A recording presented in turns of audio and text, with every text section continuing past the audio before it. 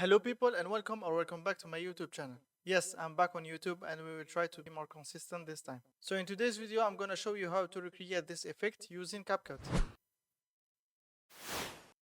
So here, as you can see in CapCut, I've imported my assets, and on my timeline, I just have a sample plain grid, as you can see. So I'm gonna start by importing our assets into our timeline. I'm gonna start with this pillar. I'm gonna make it bigger and drag it to the bottom of the screen. Next step, I'm gonna import our lower part of the statue right here. I'm gonna move it upward, and then I'm gonna import the upper part. I'm gonna make it smaller and match it to the bottom layer. And I'm gonna select both layers and make them longer. So next step, I'm gonna import our mind drawing right here. I'm gonna make sure that it's behind our statue. So I'm gonna select it and I'm gonna drag it right here. Let's add an animation to our pillar. So what I'm gonna do is select our pillar layer right here.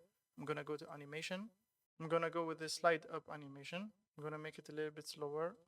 I'm gonna go with 1 second, and I'm gonna animate our statue right here. So I'm gonna select the bottom part of our statue right here and go with the slide down, and I'm gonna do the same with the upper part of our statue. So to start with our statue animation, what I'm gonna do is select our upper part of the statue right here. I'm gonna add a transform keyframe. I'm gonna go a few frames forward and drag it up, and make sure to stay on this line.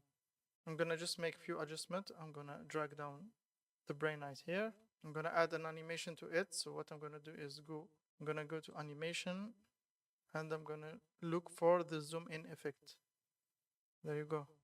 I'm gonna make it 1 second. And to actually make everything a little bit less still and add some animations to our parts right here, what I'm gonna do is go to effects and look for play pendulum effect. So I'm gonna import it into our upper part of the statue.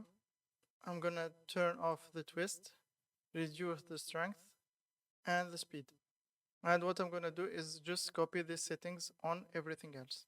And as you can see, it's way more animated and less still.